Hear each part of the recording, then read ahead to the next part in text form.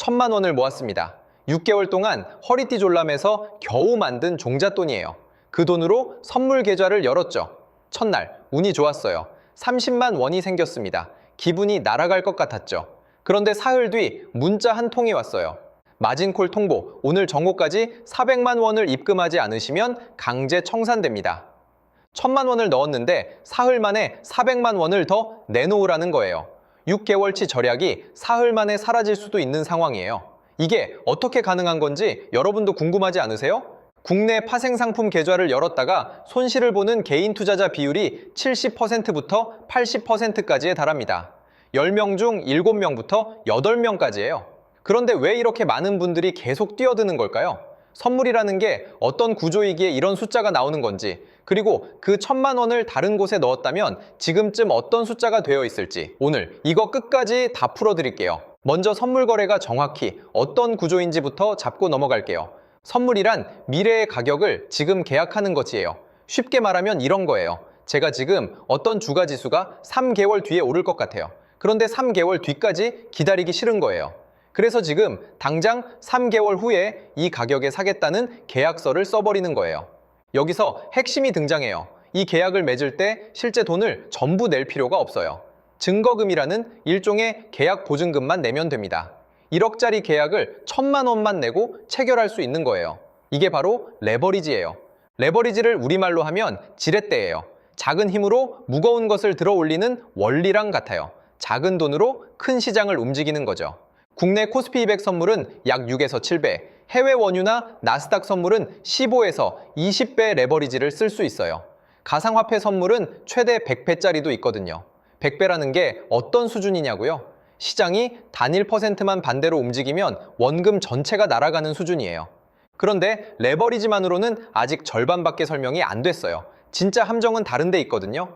선물 시장에는 일반 주식 시장에 없는 시스템이 하나 있어요. 바로 일일정산이에요. 주식은 팔기 전까지는 장부상 손실이에요. 오늘 100만 원이 빠졌어도 내일 올라오면 그만이에요. 그런데 선물은 달라요. 매일 장이 끝나면 그날의 손익을 즉시 계좌에서 빼거나 채워 넣어요. 오늘 100만 원이 빠지면 오늘 밤 자는 사이에 바로 100만 원이 사라집니다. 그래서 계좌 장호가 일정 수준 아래로 내려가는 순간 마진콜이 와요. 유지증거금이라고 부르는 선인데 보통 개시증거금의 70% 수준이에요. 1,000만 원으로 시작했으면 700만 원 밑으로 내려가는 순간 문자가 오는 거예요. 정오까지 돈을 채워 넣지 않으면 강제 청산이라고요. 다시 처음 사례로 돌아가 볼게요. 1,000만 원으로 레버리지 10배짜리 계좌를 열면 실제로 움직이는 돈은 1억이에요. 시장이 4%만 반대 방향으로 움직이면 400만 원이 날아가요. 레버리지 20배라면 2%만 반대로 가도 1,000만 원 전액이에요. 나스닥이 하루 2% 빠지는 날이 얼마나 자주 있는지 아시죠?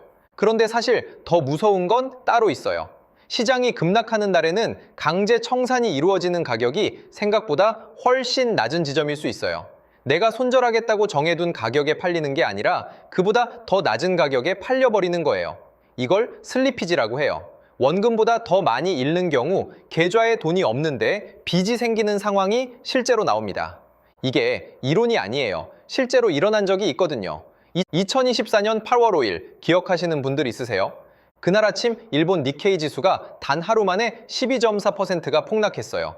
서울에서 수원까지 거리가 약 30km인데 주가가 그 폭으로 내려앉은 거예요. 단 하루 만에요. 이른바 엔캐리 트레이드 청산 우려 때문이었어요. 풀어드릴게요. 일본은 오랫동안 금리가 거의 0에 가까웠어요. 그래서 전 세계 투자자들이 일본 엔화를 공짜 수준으로 빌려서 금리가 높거나 수익률이 좋은 다른 나라 자산에 투자했어요. 이게 엔캐리 트레이드예요. 그런데 일본이 금리를 올리기 시작하자 엔화를 빌린 비용이 올라갔어요. 투자자들이 일제히 투자를 회수하기 시작했고 전 세계 자산 가격이 한꺼번에 흔들린 거예요. 그날 아시아 증시 전체가 출렁였고 나스닥 선물도 급락했습니다. 전날까지 아무 문제 없어 보였던 롱 포지션, 즉 오를 거라고 베팅한 개인 투자자들이 새벽 사이에 대규모 마진콜을 받았어요. 이런 사건을 블랙스완이라고 해요. 확률이 낮아 보이지만 실제로 일어나면 엄청난 타격을 주는 사건이에요. 선물 시장에서 블랙스완은 이론이 아닙니다. 반복해서 나타나요. 근데 이런 극단적인 사건이 없는 평소에도 방향을 맞추는 게 갈수록 어려워지고 있어요.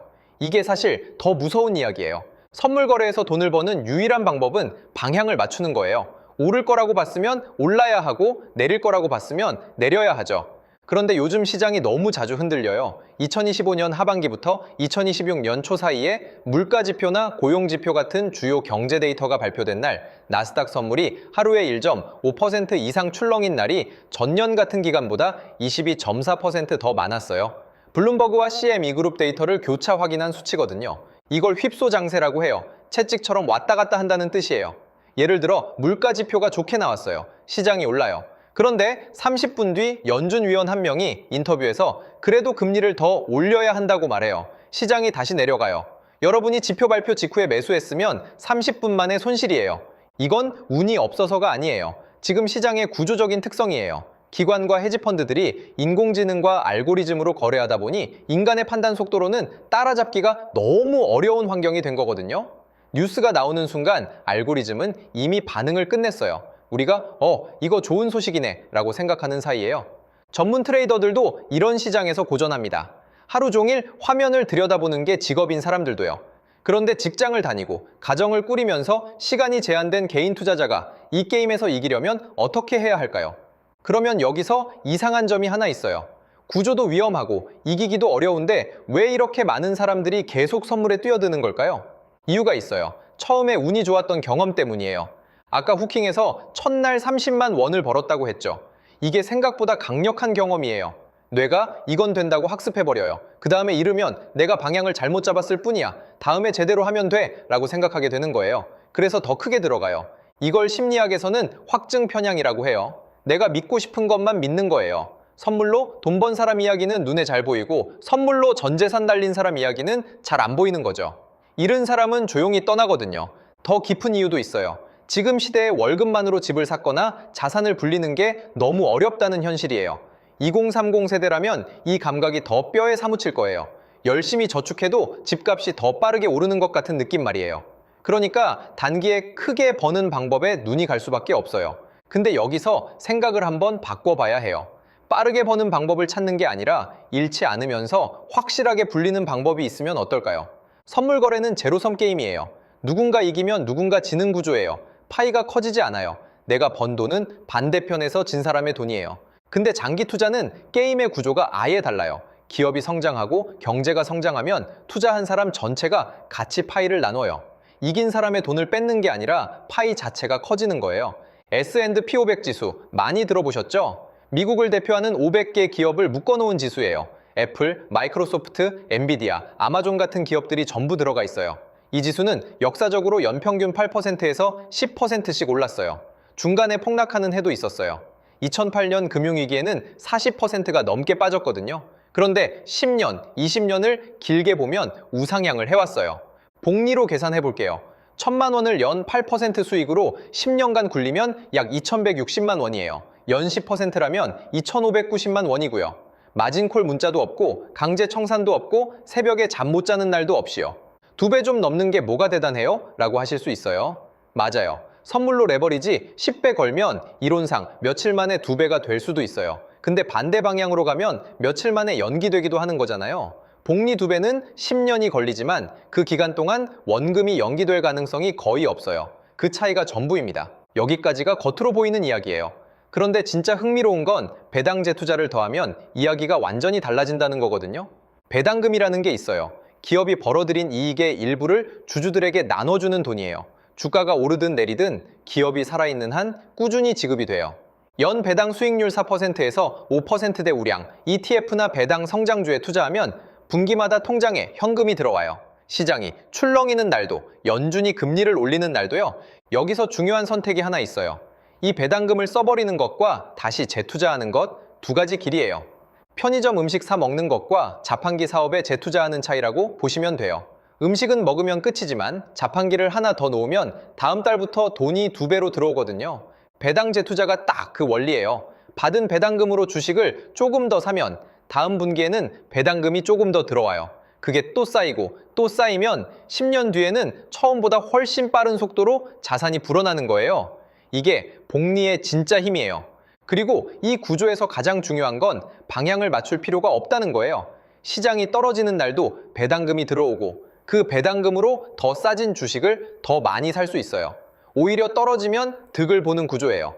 그럼 이제 실전이에요. 선물에 이미 관심이 있거나 하고 계신 분들은 어떻게 하면 될까요? 자본시장연구원 같은 곳에서 제안하는 방법이 있어요. 코어 새틀라이트 전략이에요. 말 자체는 어렵게 들리는데 개념은 단순해요. 자산을 두 덩어리로 나누는 거예요. 90%는 코어, 10% 미만은 새틀라이트예요. 코어 자산은 뭐냐고요? S&P 500 같은 지수 추종, ETF, 우량 배당 성장주, 글로벌 부동산 리츠 같은 것들이에요. 방향을 맞추지 않아도 시간이 지나면서 자동으로 불어나는 자산들이에요. 새틀라이트는 뭔가요? 성장 가능성은 있지만 변동성도 큰 곳이에요. 소수 개별 주식이나 정말 소액의 파생 상품이 여기 들어갈 수 있어요. 선물을 하고 싶다면 이 10% 안에서만 하는 거예요. 그리고 이 10%는 반드시 잃어도 내 생활이 흔들리지 않는 돈이어야 해요. 2030세대라면 지금 가진 가장 강력한 무기는 시간이에요. 지금 30살이면 앞으로 30년 이상이 있어요. 그 시간을 복리에 태워야 해요. 지금 당장 빠르게 못 벌어도 괜찮아요. 30년, 복리가 선물 10년보다 결과가 좋은 경우가 압도적으로 많거든요. 4060세대라면 방어력과 현금 흐름이 핵심이에요. 노후 자금을 선물에 넣는다는 건 그 돈이 진짜 필요한 순간에 마진콜 한 방으로 사라질 수 있다는 뜻이에요. 매 분기 배당금이 꾸준히 들어오는 구조가 심리적 안정감을 주고 시장이 출렁이는 날도 버티게 해주는 힘이 됩니다. JP모건이나 뱅가드 같은 글로벌 투자사들도 비슷한 이야기를 해요. 단기 방향성 예측에 베팅하는 것보다 AI 산업 혁신이나 금리 사이클 같은 거대한 흐름에 올라타는 현물 분산 투자가 자산 증식의 핵심이라고요. 오늘 영상에서 나온 수치와 사례는 참고용이에요. 특정 상품이나 종목을 직접 추천하는 게 아닙니다. 투자는 항상 원금 손실의 위험이 있고 과거 수익률이 미래를 보장하지 않아요. 투자 결정은 반드시 본인의 재정 상황과 리스크 허용 범위를 고려해서 신중하게 하시기 바랍니다. 오늘 이야기에서 제가 처음에 던진 질문으로 돌아가 볼게요. 1,000만 원으로 선물 계좌를 열어 사흘 만에 마진콜을 받은 그 사람. 그분이 그 1,000만 원을 S&P 500 ETF에 넣었다면 어떻게 됐을까요? 10년 후에 최소 2,000만 원이 넘는 돈이 되어 있었을 거예요. 마진콜 문자 한 통 없이요. 새벽에 잠 못 자는 날 없이요. 선물 거래는 도구예요. 도구 자체가 나쁜 건 아니에요. 다만 그 도구를 원금 전부로 혹은 빌린 돈으로 쓰는 순간 구조적 함정에 빠지는 거예요. 빠르게 벌겠다는 욕심보다 잃지 않는 것에서 시작하는 투자, 그리고 시간이 내 편이 되게 하는 구조를 만드는 것. 그게 결국 시장에서 오래 살아남는 투자자의 비결입니다.